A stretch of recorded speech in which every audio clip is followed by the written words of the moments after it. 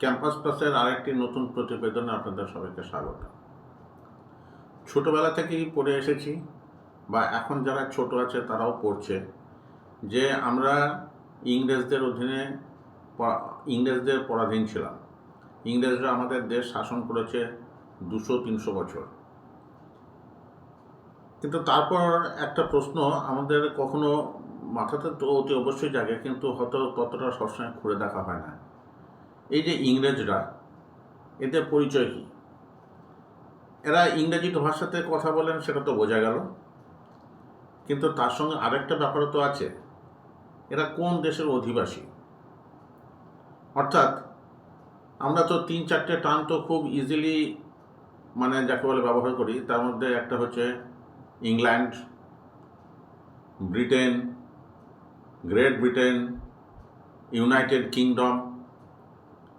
তো এই যে এতগুলো যে টার্ম আছে, তা এই এতগুলো টার্ম এটা কোনটা কার সঙ্গে সম্পর্কিত? অর্থাৎ এখানে ইংরেজ বলতে যাদেরকে বুঝি তারা কি ব্রিটিশ? তারা কি ইংল্যান্ডের লোক?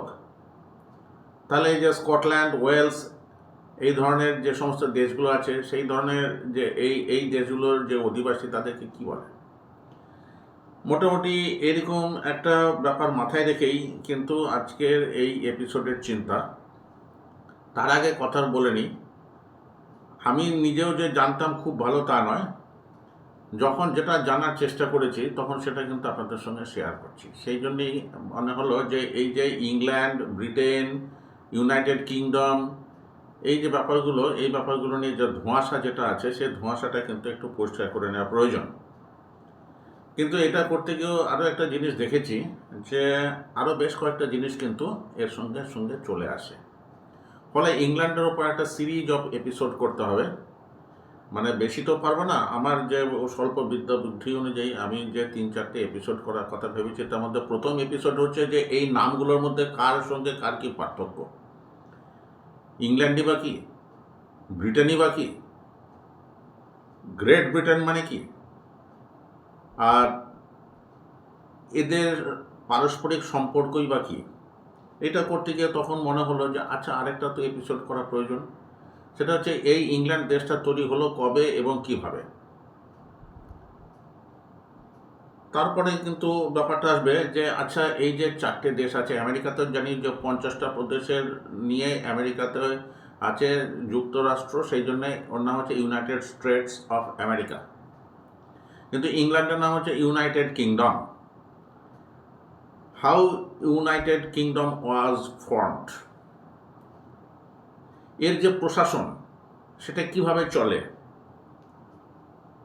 এই যে ব্রিটিশ প্রধানমন্ত্রী বলি, ঋষি সুনাক তো ব্রিটিশ প্রধানমন্ত্রী ছিলেন, তার যে প্রশাসনিক যে জুরিসডিকশন, সেটা কোথা থেকে কোথা পর্যন্ত, সেটাও আমাদের জানা দরকার।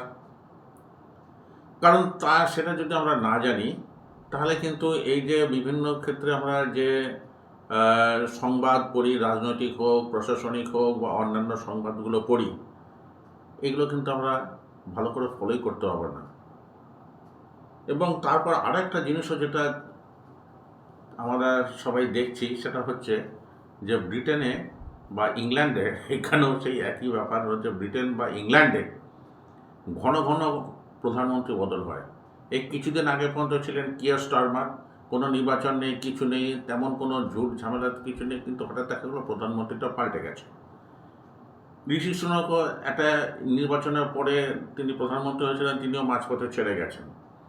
তার আগে জন মেজর থেকে শুরু করে বরিস জনসন, কি বলবো, গোটা 20 বছরে কিন্তু ব্রিটেনের প্রচুর প্রধানমন্ত্রী পাল্টেছেন।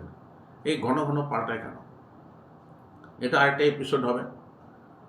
আর আরেকটা এপিসোড যেটা হবে সেটা হচ্ছে যে দেখুন, ব্রিটেন সম্পর্কে আমরা বলে থাকি ব্রিটেন হচ্ছে পৃথিবীর মধ্যে অন্যতম পুরাতন, সবথেকে পুরাতন গণতন্ত্রের অন্যতম।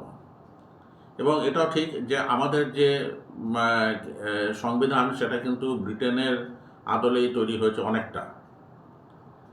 তাহলে যেখানে গণতন্ত্রের যে পীঠস্থান বলা হয় ইংল্যান্ডকে, তা সেখানে রাজা রানী কী করে থাকেন, রাজতন্ত্র, এটাও একটা এপিসোড।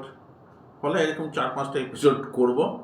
তার মধ্যে যে প্রথম এপিসোড যেটা করতে চলেছি বা যেটা এখন যেটা নিয়ে বসেছি সেটা হচ্ছে যে ব্রিটেন, ইংল্যান্ড, আর তারপরে এই যে ইউনাইটেড কিংডম, এদের কার কার কি পার্থক্য আসুন দেখে নেওয়া যাক। তার আগে একটা কথা বলে রাখি, এই যে এপিসোডটা করতে গিয়ে কিন্তু বেশ কিছু মানচিত্র বা ম্যাপের প্রয়োজন হবে। এই যে ম্যাপগুলো, এই ম্যাপগুলো কিন্তু কোনো সরকারি ম্যাপ নয় বা কোনো পলিটিক্যাল ম্যাপ করার জন্য কিন্তু চেষ্টাও করিনি। এটা হচ্ছে একটা টেন্টেটিভ, একটা আইডিয়া গিভিং ম্যাপ, যেখান থেকে মোটামুটি আকার প্রকার এই সমস্ত কিছু বোঝা যেতে পারে। এটা মোটেই কোনো স্বীকৃত ম্যাপ বলে কিছু নয়, এটা শুধুমাত্র এই ভৌগোলিক একটা পরিচিতি দেওয়ার জন্যই কিন্তু এই ম্যাপগুলো এখানে ব্যবহার করা হয়েছে, এর অন্য কোনো গুরুত্ব নেই। মানে just to speak in English, the maps শোন in this episode is only indicative and prepared only for educational purposes. They are simplified illustration for explaining the geographical and other aspects of these countries, and these are not replicas of official government maps. এই ডিসক্লেইমারটুকু দিয়ে এবার আসুন আমাদের এই যে এপিসোডটা শুরু করা যাক। এখন তো আমরা দেখলাম যে ইংল্যান্ড এবং ইউনাইটেড কিংডমের মধ্যে কি সম্পর্ক। ইউনাইটেড কিংডম একটি কিন্তু সার্বভৌম রাষ্ট্র, যেটা ইংল্যান্ড নয়। ইউনাইটেড কিংডম এর চারটে অংশ হলো স্কটল্যান্ড, ওয়েলস, নর্দার্ন আয়ারল্যান্ড এবং ইংল্যান্ড। প্রশ্ন হলো, চারটে দেশ নিয়ে যদি একটা রাষ্ট্র গঠিত হয় তাহলে তাদের মধ্যে পারস্পরিক সম্পর্ক কি? মানে যেমন ধরুন আমাদের ভারতে যেমন উত্তরপ্রদেশ, মধ্যপ্রদেশ, পশ্চিমবঙ্গ, মহারাষ্ট্র, এরকম যে বিভিন্ন প্রদেশ আছে, ওখানেও কি ব্যাপারটা তাই? ব্যাপারটার মধ্যে বেশ কিছু পার্থক্য আছে, আবার কিছুটা সিমিলারিটিও আছে, অর্থাৎ কিনা দুটো দেশের যে প্রশাসনিক যে চিত্র সেটা কিন্তু একই ধরনের নয়। প্রথমে একটা বিশেষ ব্যাপার পরিষ্কার করে নেওয়া উচিত, ইংল্যান্ড কিন্তু মনে রাখতে হবে এটা কিন্তু কোনো সার্বভৌম রাষ্ট্র নেই। ইংল্যান্ডের কোনো প্রধানমন্ত্রী হয় না, ইংল্যান্ডের প্রধানমন্ত্রী হয়, কিন্তু ইংল্যান্ড একটা দেশের একটা প্রদেশ, তার প্রধানমন্ত্রী হয়, অর্থাৎ সেই অর্থে ইংল্যান্ডের যে অংশটা তারও প্রধানমন্ত্রী। চারটে দেশ মিলে তৈরি হচ্ছে ইউনাইটেড কিংডম, এবং একটি মাত্র সার্বভৌম হিসাবেই কিন্তু রাষ্ট্র হিসেবে পরিচিত। সেই জন্যে জাতিসংঘ বা ইউনাইটেড নেশনসে ইংল্যান্ড বলে কিন্তু কারোর স্বীকৃতি নেই, যেটা রয়েছে ইউনাইটেড কিংডম। এই ছবিটা দেখুন, এই চারটি দেশের প্রশাসনিক ব্যবস্থা কিন্তু একেবারেই একরকম নয়। স্কটল্যান্ড, ওয়েলস, নর্দার্ন আয়ারল্যান্ডের কিন্তু নিজস্ব আইনসভা রয়েছে, যেটাকে বলা পার্লামেন্ট। ইংল্যান্ডের নিজস্ব কোনো সংসদ বা পার্লামেন্ট নেই। এই কারণে অনেক সময় মানুষ মনে করেন ইংল্যান্ড আর ইউনাইটেড কিংডম একই জিনিস, কিন্তু আদপেই তা নয়। United kingdom is the some of 4 states. England হলো যুক্তরাজ্যের একটি অংশ মাত্র, যদিও সবথেকে প্রভাবশালী, সবথেকে ক্ষমতাশালী, সবচেয়ে বড় অংশ। এই ছবিটা দেখুন।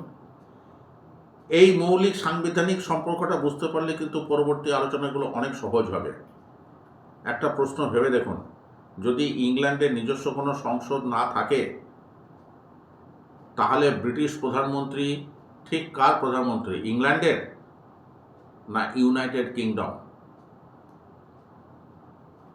এই অংশটা কিন্তু আমরা পরবর্তী এপিসোডের জন্য রেখে দিয়েছি।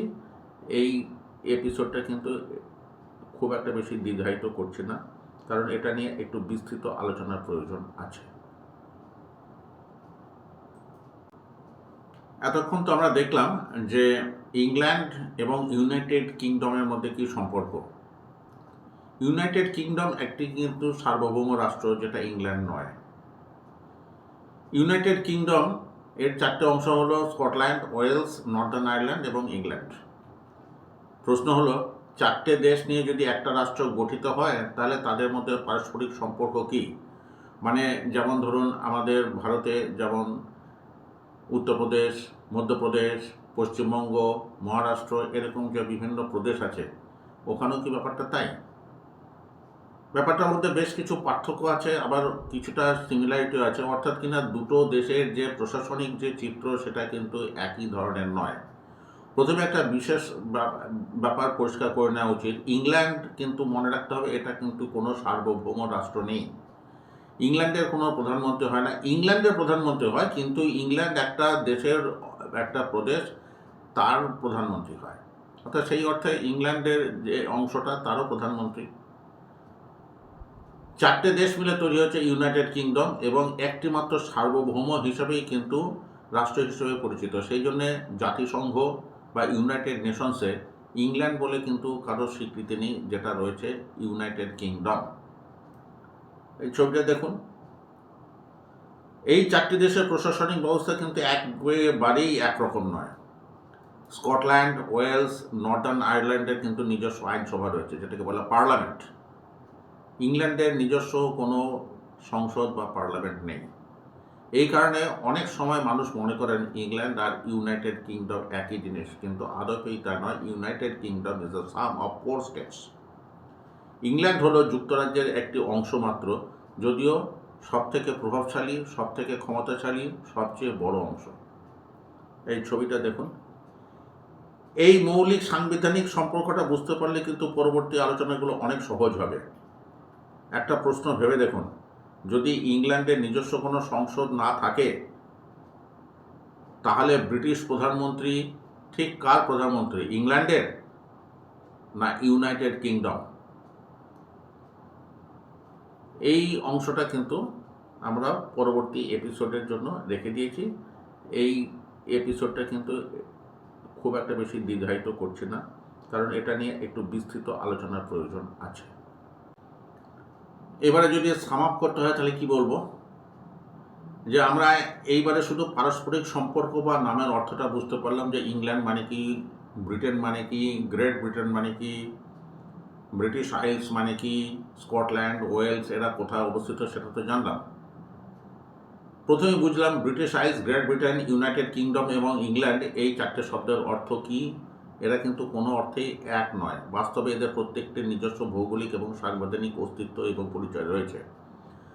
আমরা বিস্তারিতভাবে ইংল্যান্ড নিয়ে আলোচনা করে বুঝলাম যে ইংল্যান্ড যুক্তরাজ্যের বৃহত্তম এবং সর্বাধিক জনবহুল দেশ। রাজধানী লন্ডন শুধু ইংল্যান্ডের নয়, সমস্ত যুক্তরাজ্যের রাজনৈতিক, প্রশাসনিক ও আর্থিক কেন্দ্র হিসেবে কিন্তু ইংল্যান্ড পরিচিত। আমরা এটাও দেখলাম যে যুক্তরাজ্যের সাংবিধানিক কাঠামোর একটা প্রাথমিক ধারণা আছে। আমরা দেখলাম যে ইউনাইটেড কিংডম একটি সার্বভৌম রাষ্ট্র, যার অন্তর্ভুক্ত চারটি গঠনকারী দেশ হলো ইংল্যান্ড, স্কটল্যান্ড, ওয়েলস এবং নর্দার্ন আয়ারল্যান্ড। কিন্তু এখানে প্রশ্ন উঠে আসে যে ব্রিটিশ প্রধানমন্ত্রী তবে কার? এই ব্যাপারটা নিয়ে আমাদেরকে তো আলোচনা করতেই হবে, এবং পরবর্তী ধাপে আমরা দেখব যে ব্রিটিশ প্রধানমন্ত্রী কিভাবে নির্বাচিত হন, যুক্তরাজ্যের সরকার কিভাবে পরিচালিত হয়, পার্লামেন্ট, মন্ত্রিসভা এবং প্রধানমন্ত্রী পরস্পরের সঙ্গে কী সম্পর্ক, এবং স্কটল্যান্ড বা ওয়েলসের সঙ্গে ব্রিটিশ যে পার্লামেন্ট বা প্রধানমন্ত্রীর কী সম্পর্ক। এই ছবিগুলো দেখলে আশা করি কিছুটা পরিষ্কার হবে, এবং পরবর্তী যে এপিসোড আছে সেই এপিসোডে কিন্তু এর যে প্রশাসনিক এবং সাংবিধানিক ব্যবস্থা নিয়ে কিন্তু আমরা আলোচনা করব। আপাতত এই প্রথম এপিসোডটা মুখবন্ধ হিসাবে কিন্তু করে রাখলাম। যদি ইংল্যান্ডের যে পরিচয় সম্পর্কে যদি কিছুমাত্র ধারণা দিতে পেরে থাকি, তাহলে আমি খুব খুশি হব। যদি আপনারা কমেন্ট করে যদি ব্যাপারটা আমাদেরকে জানান। আপাতত এপিসোডটা এখানে শেষ করছি। নমস্কার।